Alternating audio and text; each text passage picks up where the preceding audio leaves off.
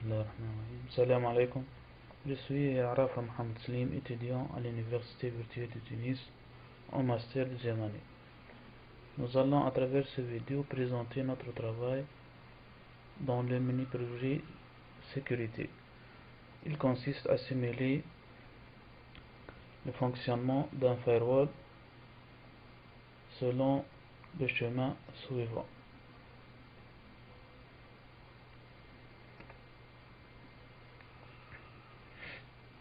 Alors, nous allons donc installer un firewall. Nous avons choisi Indian Firewall. Il s'agit d'une VM composée de deux cartes réseau. Une carte liée à un réseau qui est la zone en vert ici, c'est les réseaux à sécuriser, et une autre carte liée au réseau critique d'où proviennent les intrusions et les menaces de sécurité.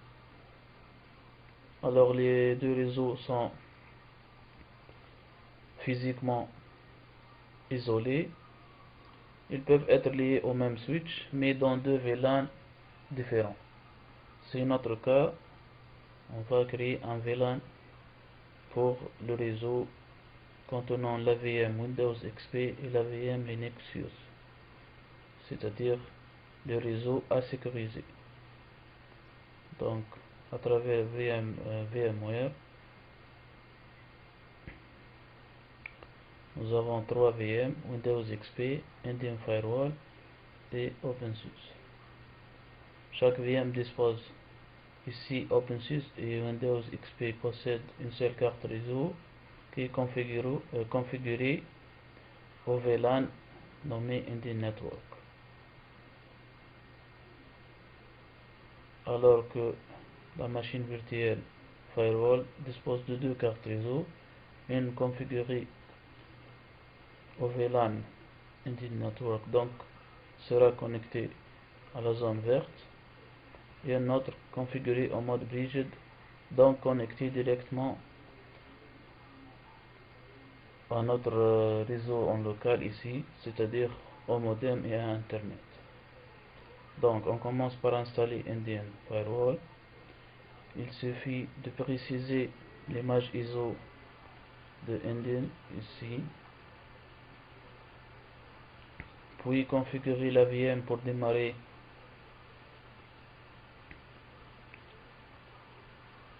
à travers le BIOS configuré pour qu'il boot sur le CD-ROM. Donc ici, boot pour le CD-ROM, F10, et l'installation va commencer. Alors l'installation prend quelques minutes. Juste, il faut configurer la langue et procéder à l'installation. Donc on choisit la langue anglaise, ok. On commence l'installation. Ici il nous propose de pouvoir se connecter au système à travers le port série. On n'a pas besoin, et l'installation commence.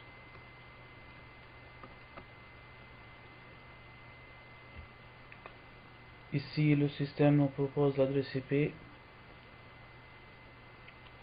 qui est dans la zone verte, Green Interface, par laquelle nous allons administrer le firewall.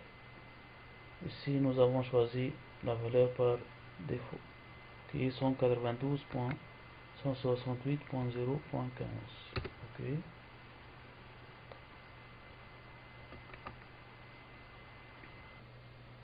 Alors on revient.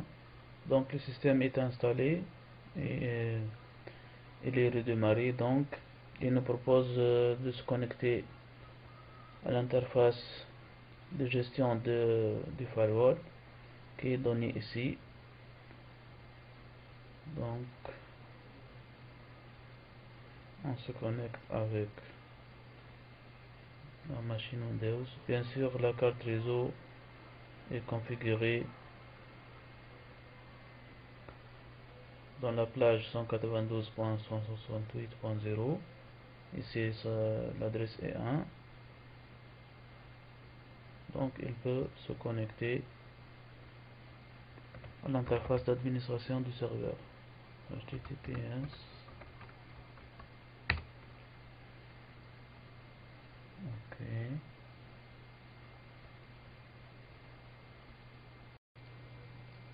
Ici, il nous propose un assistant pour configurer la première installation.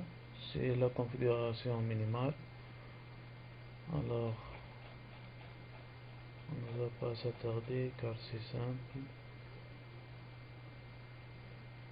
Donc, on configure l'onglet comme langue. Time zone, c'est Africa, Tunis. On accepte, c'est bon. Alors, ici le mot de passe d'administration web. Ici le mot de passe d'accès distant à travers SSH. Alors on configure ici la carte réseau RAID, c'est-à-dire dans la zone critique. Bon, on va adresser une adresse statique. Ici il n'a pas ni DMZ ni réseau Wi-Fi, donc on passe. Ici la configuration de l'adresse IP de carte dans la zone verte.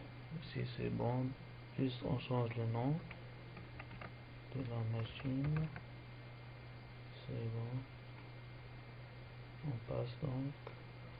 Ici on précise l'adresse IP statique de firewall. Ici c'est l'adresse côté zone critique. Ici la passerelle sera l'adresse IP de modem.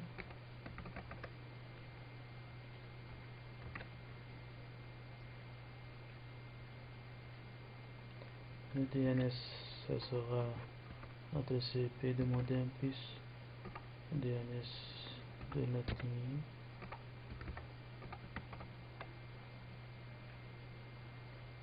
C'est bon donc. Ok.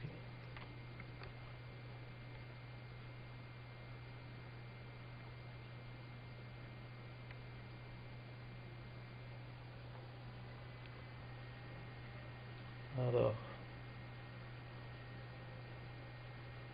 donc ici, on a l'interface d'administration. Ici, un dashboard qui présente ici la courbe de trafic entrant, ici la courbe de trafic sortant. Main uplink, ici, c'est connecté up. Donc, on va autoriser ici SSH. Donc, on active le service SSH. Puis, on passe au vif du sujet, c'est-à-dire le firewall.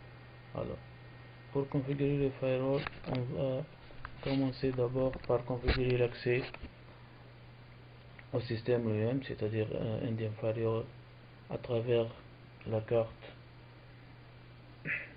vert et rouge. Il faut d'abord autoriser l'accès total à tous les services des réseaux de la zone verte, c'est-à-dire c'est le réseau de confiance. Donc tous les services seront activés. C'est à travers l'interface green, donc tous les services seront autorisés. Ok, c'est bon. Alors, puis on va tester l'accès SSH à travers le réseau critique, c'est-à-dire à travers l'adresse 192.168.1.50. Alors, une seule adresse IP est autorisée à faire un accès SSH, donc la source d'interface est RAID, et ici on précise c'est SSH. le service SSH. Donc autoriser SSH. Ajouter. D'abord on va tester sans appliquer d'abord. Donc il nous faut un client SSH.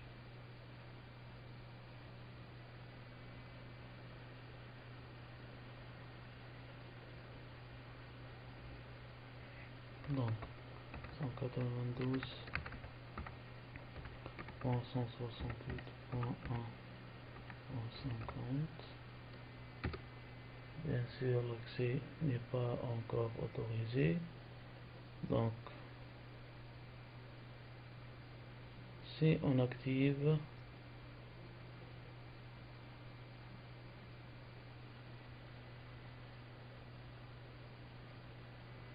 normalement, on peut accéder. Alors, on passe au système. C'est en actif. Alors, c'est OK. Donc, l'accès est autorisé.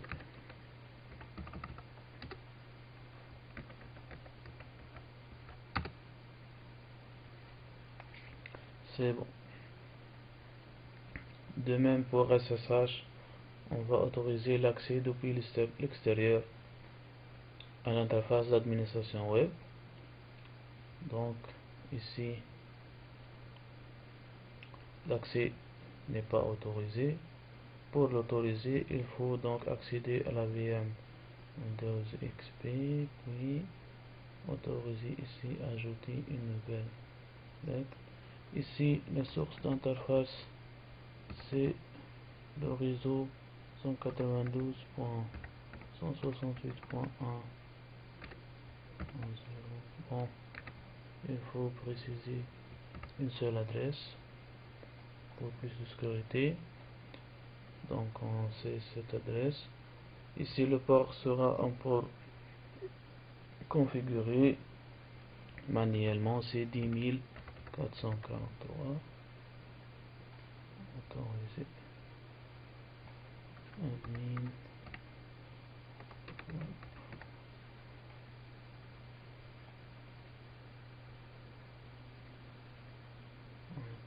Donc on va tester l'accès maintenant. Alors ici donc l'accès est autorisé. Maintenant on va donc administrer depuis l'extérieur Indian Firewall. On va autoriser aussi le ping. Ici, lorsqu'on ping sur le réseau .50, on n'a pas accès. Donc, il faut autoriser le ping. Donc, System Access. Et ici, on ajoute une autre règle. Donc, ici, depuis tous les réseaux, et non pas .50 seulement. Donc, on précise ici tout le réseau, interface RED et le service ici MP.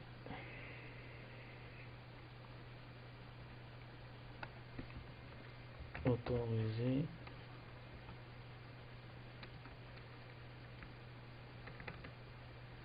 de OK.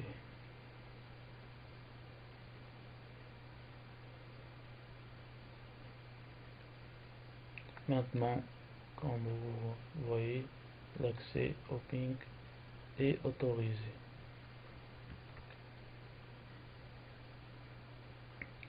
Donc, une réponse en temps réel.